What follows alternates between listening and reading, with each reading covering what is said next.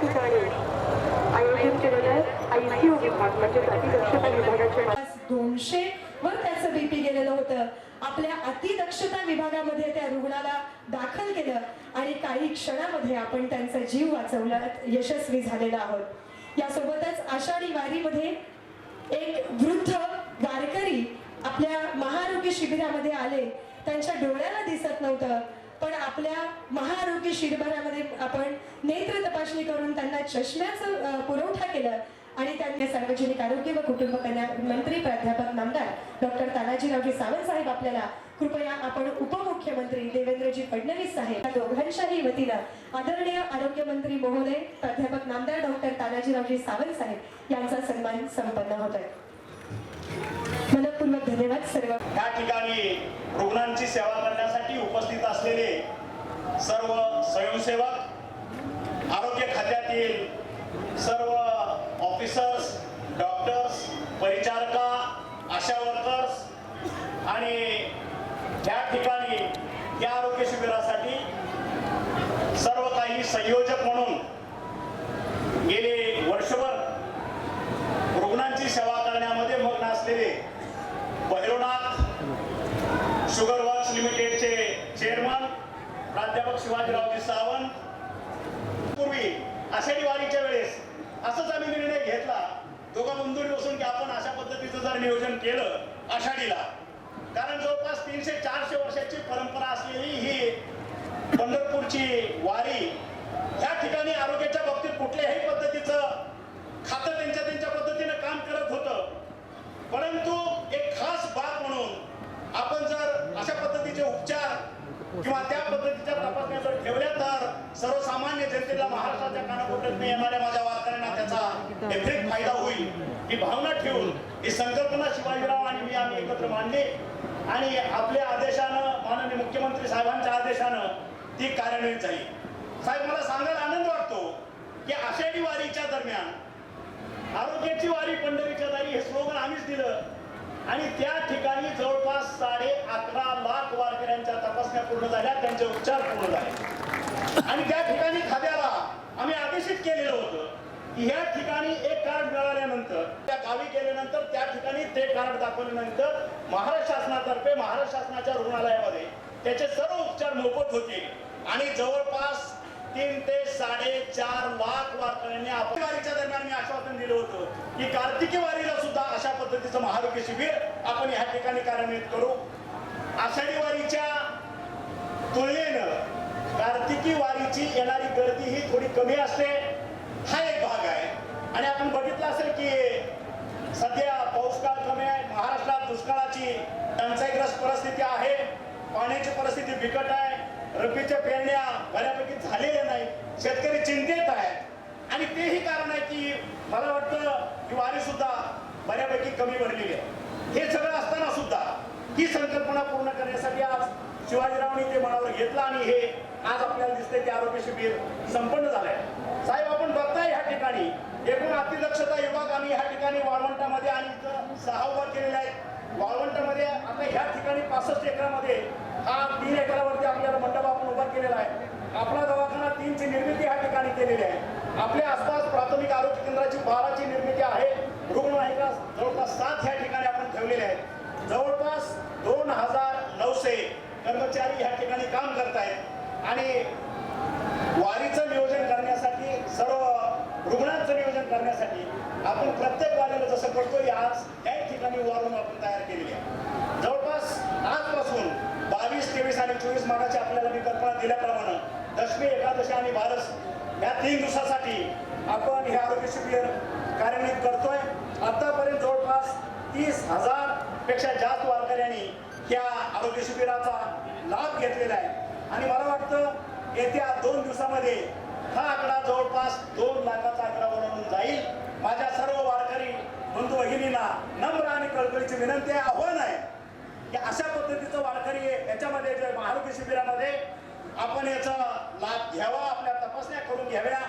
आता जे तात्काळ इमिजिएट फर्स्ट एड ज्याला म्हणून ते उपचार आपण या ठिकाणी आपल्याला मिळतील आणि ह्या ठिकाणी जर काही सिरियस असेल किंवा त्या तपासणीमध्ये काही गंभीर आजार आपल्याला निष्पन्न झाला असेल तर त्याची तात्काळ माहिती आमचे ह्या ठिकाणी डीडी आहेत राधाकृष्ण पवार त्यांच्यापर्यंत या सगळ्या माहित्या जातात आणि त्या ठिकाणी त्यांचे पुढचे उपचार करण्यासाठी आम्ही त्यांना आदेशित केलेलं आहे. मला सांगायला आनंद वाटतो साहेब की आपल्या सर्वांच्या मार्गदर्शनामध्ये आरोग्यमंत्री पदाची जबाबदारी घेतल्यापासून महाराष्ट्रामध्ये न भूतो न भविष्यात अशा पद्धतीचे 22 निर्णय मी आपल्या संकल्पनेतनं आपल्या मार्गदर्शनाखाली घेऊ शकलो.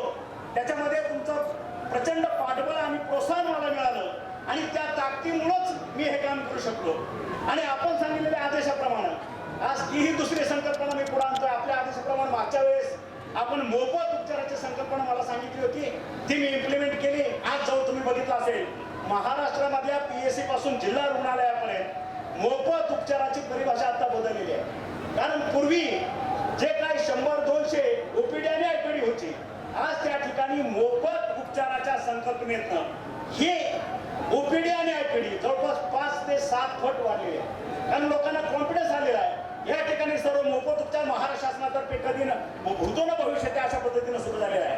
आणि म्हणून आपण आदेशित केल्याप्रमाणे आज त्या पंढरी नगरीमध्ये पांडुरंगाच्या साक्षीने मी सांगतोय की तुमच्या आदेशानं येत्या अधिवेशनामध्ये आपण राईट टू हेल्थ हे बिल आणण्याचा मानस ठेवलेला आहे.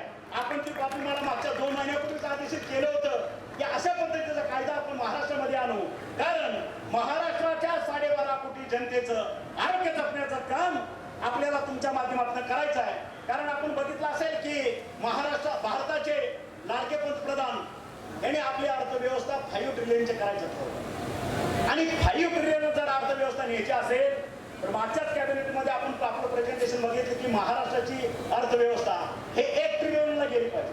आणि 1 ट्रिलियनला जर महाराष्ट्राची अर्थव्यवस्था न्यायची असेल तर महाराष्ट्राच्या 12.5 कोटी जनतेचं आरोग्य हे अतिशय सुदृढ असलं पाहिजे. आणि त्याच्यामध्ये हे राईट टू हेल्थ हा कायदा आपल्याला बऱ्यापैकी या ठिकाणी सहकार्य करू शकतो. एवढंच मी माझा आज मनोगत व्यक्त करतो. आणि या पुढील भविष्य काळामध्ये आपल्या मार्गदर्शनाची गरज आहे, आपल्या सहकार्याची गरज आहे. आरोग्य खातं आपण एका वर्षामध्ये संपूर्ण भारतामध्ये 1 नंबरला नेऊ हा संकल्प ह्या पंढरी नगरीमध्ये पांडुरंगाच्या साक्षीनं मी सोडतोय. आणि एवढं बोलून मी माझे 2 शब्द संपवतो. जय हिंद, जय महाराष्ट्र. उपमुख्यमंत्री महोदय देवेंद्रजी फडणवीस साहेब, आपल्याला मी विनंती करते कृपया आपण आपलं मार्गदर्शन आम्हाला करावं आणि आपलं मनोगतही व्यक्त करावं. पंढरीच्या दारी या अतिशय उत्तम संकल्पनेतून हे जे आरोग्य शिबिर या ठिकाणी आयोजित करण्यात आलं आहे त्याच्या उद्घाटन प्रसंगी मंचावर उपस्थित असलेले जिल्ह्याचे पालकमंत्री चंद्रकांत दादा पाटील ज्यांच्या संकल्पनेतून हे महाआरोग्य शिबिर आयोजित करण्यात आलं ते राज्याचे आरोग्य मंत्री डॉक्टर तानाजीराव सावंत, आमदार समाधान भाऊ अवताडे, आमदार राजाभाऊ राऊत, आपले सोलापूरचे जिल्हाधिकारी CO मॅडम, प्राध्यापक शिवाजीराव सावंत या ठिकाणी उपस्थित, मंचावरील सर्व मान्यवर, सर्व डॉक्टर्स, परिचारिका, पॅरामेडिक स्टाफ आणि सर्व वारकरी भगिनी आणि बंधू. मी डॉक्टर तानाजीराव सावंत यांचं मनापासून अभिनंदन करेन की मागच्या आषाढीला त्यांनी एक धाडसी निर्णय घेतला. या ठिकाणी महाआरोग्य शिबिर हे लाभण्याची संकल्पना त्यांच्या आणि शिवाजीरावच्या मनामध्ये आली आणि एक कठीण काम होतं. लाखो लोक या ठिकाणी आषाढीच्या निमित्ताने येतात आणि त्याकरता एवढ्या सोयी उभारणं हे सोपं काम नव्हतं.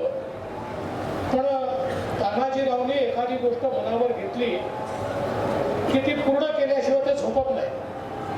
तसंच त्यांनी या संकल्पनेला झोकून दिलं आणि खऱ्या अर्थानं त्यावेळी आपले सन्मान्य खासदार जे सिद्धेश्वर महास्वामी आले आहेत त्यांचेही मी या ठिकाणी स्वागत करतो. आणि महाशिबिर या ठिकाणी झालं आणि नुसतं महाशिबिर झालं नाही तर महाशिबिरामध्ये महारेकॉर्ड तयार झाला आणि 11 लाख त्या महाशिबिरामध्ये उपचार प्राप्त करून घेतले. त्यापैकी ज्या लोकांना पुढचे उपचार आवश्यक होते त्यांचंही ट्रॅकिंग करण्यात आलं, त्यांना पुढचे उपचारही देण्यात आले आणि त्यातनं एक ही चांगली परंपरा सुरू झाली. आणि आता कार्तिकीच्या निमित्ताने आज हे शिबिर सुरू झाल्यापासून मी माहिती घेतली, आतापर्यंत 42,000 रुग्णांनी या ठिकाणी या शिबिराचा लाभ घेतला आहे. 3 दिवस हे शिबिर चालणार आहे. खरं म्हणजे आपण तर असा विचार करतो कोणालाही डॉक्टरची आवश्यकता पडू नये, पण ती पडली तर व्यवस्था असली पाहिजे आणि म्हणून ही व्यवस्था आपण या ठिकाणी उभी केली आहे आणि त्याचा फायदा देखील लोकांना होतोय. खरं म्हणजे मला सांगितलं पाहिजे की आपल्या देशामध्ये देशाचे पंतप्रधान नरेंद्र मोदीजी यांनी प्रधानमंत्री जन आरोग्य योजना आणली आणि 5 लाखापर्यंतचा उपचार मोफत केला. तर राज्यामध्ये आपल्या सरकारनेही हा निर्णय घेतला की आपण राज्यामध्ये आपली जी महात्मा फुले जन आरोग्य योजना आहे हिचा विस्तार वाढवू आणि 5 लाखापर्यंत कुठली अट न ठेवता, कुठलं रेशन कार्ड आहे, कुठलं सर्टिफिकेट आहे, इन्कम सर्टिफिकेट आहे की नाही, 12 कोटी महाराष्ट्रातल्या जनतेला 5 लाखापर्यंतचा उपचार मोफत देण्याचं काम आज आपल्या महात्मा फुले जन आरोग्य योजनेच्या माध्यमातून आपण या ठिकाणी सुरू केलं आहे. आणि म्हणून राज्य सरकार आणि केंद्र सरकार सामान्य माणसाची काळजी त्या ठिकाणी घेते. तानाजीरावांच्या नेतृत्वामध्ये मोठ्या प्रमाणात आपण माता भगिनींचं स्क्रीनिंग केलं. 2-2.5 कोटी घरांमध्ये जाऊन त्यांचं स्क्रीनिंग करून त्यांना काय उपचार आवश्यक आहे या संदर्भातली सगळी माहिती घेऊन कशा प्रकारचे उपचार हे त्यांच्यापर्यंत प्रिव्हेंटिव्ह अशा पद्धतीने, म्हणजे रोग झाल्यावर नाही, रोग होऊ नये म्हणून काय करता येईल हा प्रयत्न आपण या ठिकाणी केला. आज आरोग्याचं इन्फ्रास्ट्रक्चर तयार करण्याकरता 5,000 कोटी रुपये आपण त्या ठिकाणी दिले आणि महाराष्ट्रामध्ये आपलं सरकार आल्यानंतर 14 मेडिकल कॉलेजची निर्मिती आपण सुरू केली. आता प्रत्येक जिल्ह्यामध्ये शासकीय मेडिकल कॉलेज असेल अशा प्रकारची व्यवस्था आपण उभी केली. त्यामुळे सामान्य माणसाच्या जीवनामध्ये आरोग्य याची चिंता त्याला करावी लागू नये, त्याला त्याच्यावर खर्च करावा लागू नये अशा प्रकारचा प्रयत्न आपण सातत्याने केलाय. आणि त्याचाच एक भाग म्हणून हे महाआरोग्य शिबिर या ठिकाणी आयोजित करण्यात आलंय. मी विशेष डॉक्टर तानाजीराव सावंत यांचं मनापासून अभिनंदन करेन की खात्यामध्ये खूप परिवर्तन करण्याचा प्रयत्न ते करतायत, त्याला लोकाभिमुखता आणण्याचा प्रयत्न ते करतायत आणि त्यातनं सगळ्यात महत्त्वाचं पाऊल म्हणजे आरोग्याचा अधिकार, राईट टू हेल्थ हा कायदा तयार करण्याचा प्रयत्न ते करतायत. आणि निश्चितपणे हा कायदा तयार झाल्यानंतर सामान्य माणसाला आरोग्य सेवा देणं हे कायदेशीररित्या बंधनकारक सरकारवर असेल. आजही ते बंधनकारक आहे पण कायद्याने नाही आहे, ते कायदेशीररित्या बंधनकारक करण्याचा हा जो प्रयत्न आहे हा देखील अत्यंत महत्त्वाचा आहे. आणि निश्चितपणे आम्ही सगळे त्यांच्या पाठीशी त्याच्यामध्ये आहोत. मुख्यमंत्री त्यांच्या पाठीशी आहेत, त्यामुळे त्यांनी असंच चांगलं काम या ठिकाणी करावं अशी विनंती करतो. कार्तिकी एकादशीच्या निमित्ताने विठुरायांच्या चरणी नतमस्तक होत असताना विठुरायांनी आपल्या सर्वांना निरोगी राहण्याचा आशीर्वाद द्यावा अशा प्रकारची आजच्या प्रसंगी विठुरायाच्या चरणी प्रार्थना करतो आणि माझं बोलणं संपवतो. धन्यवाद. जय हिंद, जय महाराष्ट्र.